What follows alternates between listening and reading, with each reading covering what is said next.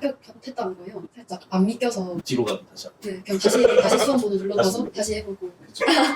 당신이 쓰셨잖아요. 네. 근데 뭔가 저는 뭔가 울고 힘들어하는 그 시간이 너무 허무하다고 생각했어요. 이거 안 되면 상수를 해야 되니까. 티인가요? 네. 자, 오늘은 2024학년도 홍대 창조의 아침에서 정시 가군의 서울여대 공예과에 최초 합격한 우리 이소윤 학생과 합격생 인터뷰를 시작하도록 하겠습니다. 네, 반갑습니다. 축하해요. 자, 우리 소윤 학생이 이제 합격을 했는데 뒤에 보시면 합격증이 있어요. 2월 6일에 발표했네요. 그럼 정시 답은 다 끝나고 조회는 본인이 직접 했나요? 네, 휴대폰으로. 어디서? 밥 먹으면서 집에서. 집에서? 부산에 있었나요? 그럼? 아니요, 서울에서. 아, 서울 이모댁에서. 어땠어요? 처음 붙은 거죠? 네. 처음에 나군을 먼저 확인을 하고 그 예비 받은 걸 보고 살짝 그냥 내려놓고 가군을 확인했는데 갑자기 이제 합격했다는 거예요. 살짝 안 믿겨서 뒤로 가도 다시 하고. 네, 그냥 다시 수험번호 눌러봐서 다시 해보고. 그렇죠. 누구한테 그 소식을 먼저 알죠? 일단 옆에 있는 이모한테 이모님. 휴대폰 보여주면서 합격했나봐 이랬는데 이모가 엄청 좋아. 저 빼고 다 울었어요. 아, 빼고? 왜? 전 눈물이 안 났어요. 뭐지? 기쁘게 했는데 눈물이 날 필요는 없죠, 그죠? 자, 그러면 먼저 간단하게 자기소개 한마디 했어요. 네, 자기 자신을 모르나요? 네. 이소윤? 아, 네? 여기 당신이 쓰셨잖아요. 네. 서울여자대학교 이사학번 공예과에 합격한 이소윤입니다. 네. 공예과에 좀 관심이 있었나요? 살짝 공예만 관심이 있었던 게 아니라 생활용품 디자인하는 게 관심이 있었는데 생활용품. 공예 전공을 나와서도 그렇죠. 다 생활용품 디자인이 가능하더라고요. 네, 가능. 알 수 있어서 관심이 가서 지원하게 되었어요. 그 미대 입시 하시면서 본격적으로 실기는 언제부터 시작했어요? 현역 때도 계속 실기를 했었는데 기초가 거의 없는 상태에서 고등학교 때 실기를 준비했어서 그러니까 본격적으로 했다고 하면은 재수하면서 시작한 것 같아요. 아, 재수하시면서 작년에, 그죠? 네, 작년에 그러면은 한 몇 월 정도에 미술학원을 2월에 바로 네. 빨리 시작하셨네요. 보통 아이들이 이제 실기 위주로 하면은 3월이고 약간 정시하려고 하면 6모 끝나고 하더라고요. 2월이면 상당히 빨리 시작하셨네요. 자, 이제 그 정시로 합격을 하셨는데 수능 공부는 어떻게 해요? 현역 때 좀 공부를 했다가 그 재수를 할 때 무조건 수시로 가야겠다 이 생각을 해서 사실 공부를 안 하고 있었어요. 근데 그러다가 수시에서 3개 정도 불합격한 걸 보고 이제 급하게 현역 때 공부했던 걸 막 떠오르면서 한 3주 정도 엄청 다시 집어넣었던 문제집 꺼내고 다시 막 사고 다시 외우고 그랬어요. 사실은 저희가 이제 수시 때까지는 여기서 입시를 안 했기 때문에 제가 잘 몰라서 그때까지는 부산에서 준비를 하신 거죠? 네. 네. 그러면은 그 짧게 수능 준비하고 예상했던 등급이 나왔나요? 수능?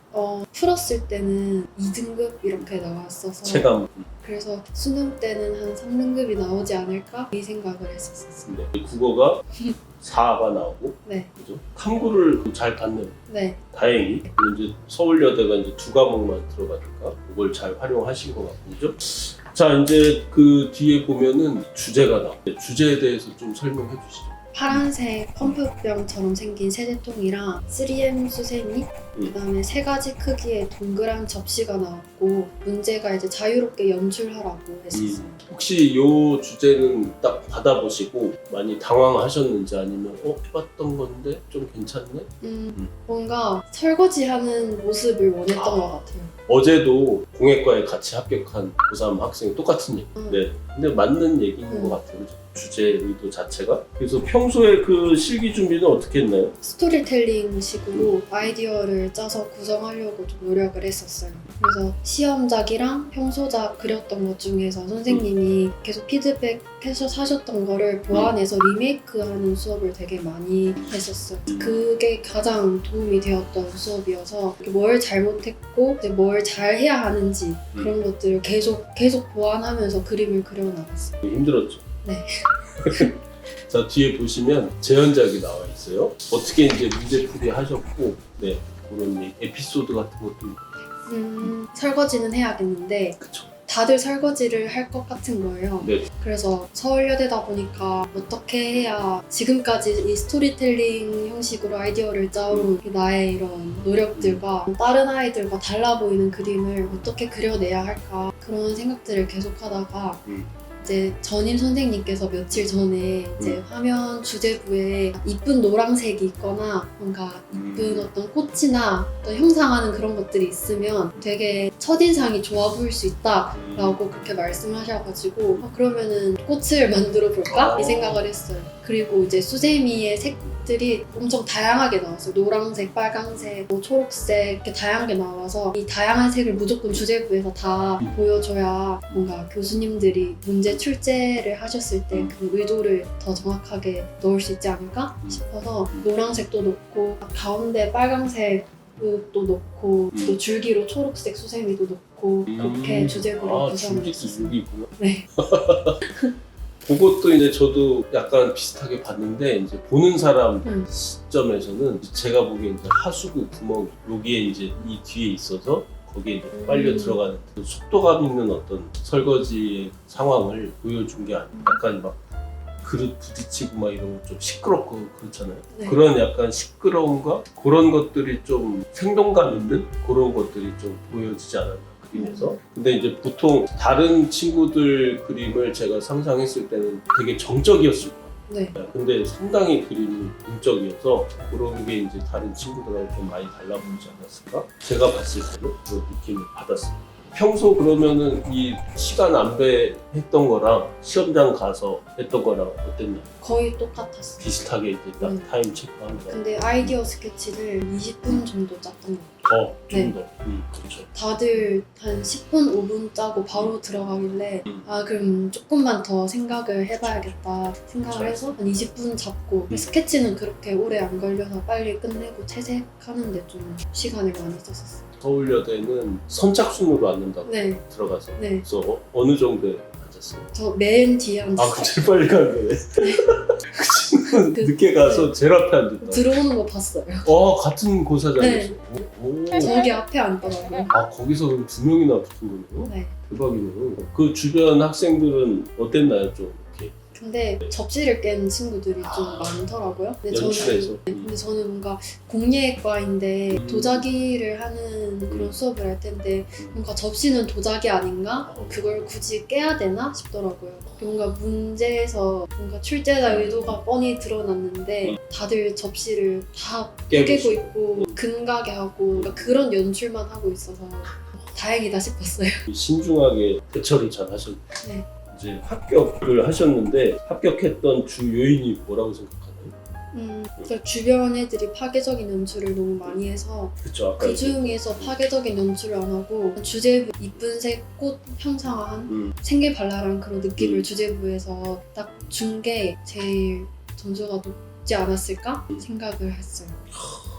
자, 그림 그리면서 힘들 때 어떻게 극복하셨는지. 요거는 아무래도 이제 부산에서의 입시 생활과 또 서울 올라와서의 입시 생활의 어떤 힘든 점 얘기해 주시면 참고가 될 것 같아요.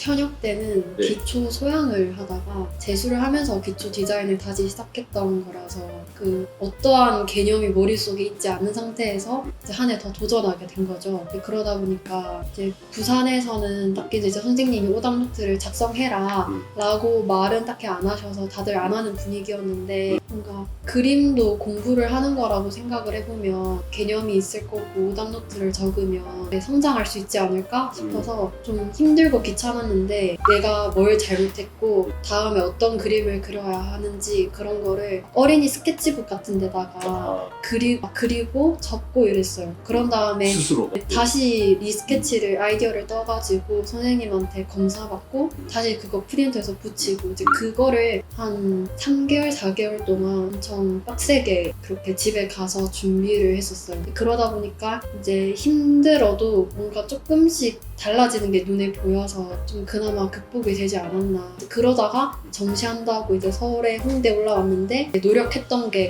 딱 잘 포텐이 터진 것 같아요. 그래서 와서도 선생님들이 오답노트 계속 쓰게 하셔서 그것도 좋았고 특히나 리메이크 시험을 보고 평소작 다시 리메이크해서 다시 진짜 처음부터 끝까지 다 그리는 그 과정을 반복했던 것 때문에 좀 힘들긴 했지만 또 좋았던 제 그림 실력이 올라가는 게 눈에 계속 보여서 오답 노트나 이제 이런 걸로 이제 극복을 했다는. 보통 뭐 울거나 어떤 친구는 예전에 엄마랑 맥주 한잔 하고 풀었다는 친구들도 있더라고요. 근데 뭔가 저는 뭔가 울고 힘들어하는 그 시간이 너무 허무하다고 생각했어요. 이거 안 되면 삼수를 해야 되니까. 티인가요? 네. 느낌이 왔습니다. 자, 이제 입시가 끝났죠. 6월 6일부로. 자, 입시하면서 가장 우선순위가 뭐였나요? 전 건강이라고 건강. 생각해요. 그렇죠. 뭔가 근데 육체의 건강도 중요하지만 이게 정신이 똑바로 멘탈이 안 잡혀서 중간에 좀 많이 힘들어하는 친구들을 많이 봤었어가지고 그쵸. 멘탈이 건강해야지 내가 그림을 못 그려도 그 다음 그림에 지장이 없겠다 그런 생각을 해요. 네, 정답을 막 얘기해 주시네요. 자, 이제 입시가 끝났는데 뻔한 질문 중에 하나죠. 공부가 중요했나요? 실기가 중요했나요?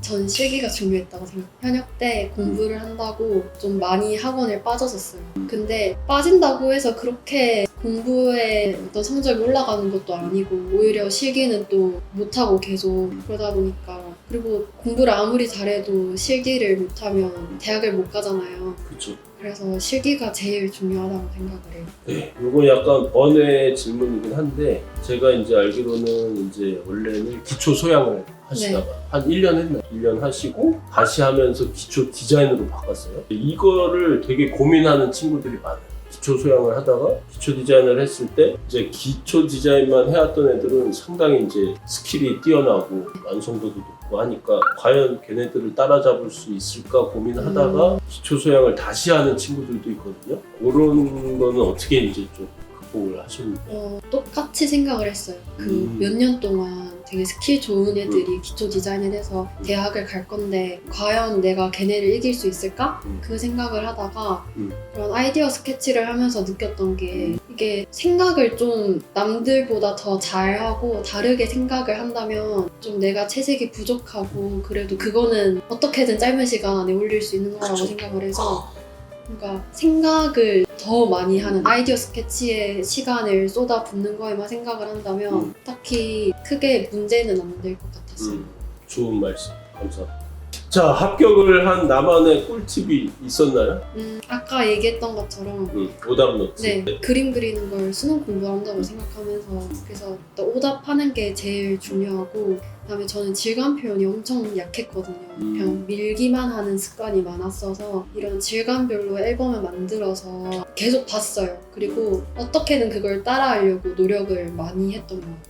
그 짜투리 시간이라고 그러죠. 예를 네. 들어서 이제 사실 겨울 특강 때 세 타임을 하면 너무 힘든데 중간중간에 이제 밥 시간도 그런 시간에 좀 어떻게 활용을 했나요? 아니면 그냥 쉬는 게 좋다. 처음에는 앨범을 보는 게 낫다. 처음엔 아예 쉬었어요. 그러니까 내 머리를 식혀야 된다 생각했고 아예 음. 쉬었는데 점점 가군 날짜가 다가올수록 애들이 밥을 잘 안 먹더라고요. 맞아요. 그래서 아 얘네도 다 경쟁자인데 안 된다 싶어가지고 아, 저도 좀 조금만 더 그림 그리고 가서 밥 먹고 밥 빨리 먹고 와서 조금만 더 그림 그리고 그러다가 쉬는 시간이니까 머리를 식혀야 돼서 또 굉장히 그 쉬는 시간을 잘 활용했어요. 보통 이제 그 지역에서 이제 특강하러 올라오는 경우에 그 초반에 이게 적응을 못해요. 밥도 안 맞고 또 이제 학생들도 처음 본 친구들이고 선생님도 솔직히 처음 뵌 선생님이라서 근데 제가 본 친구들 중에서는 되게 겉으로 티를 안 내서 그런지 모르겠는데 상당히 적응을 잘한 것 같아요. 적응 엄청 잘했어요.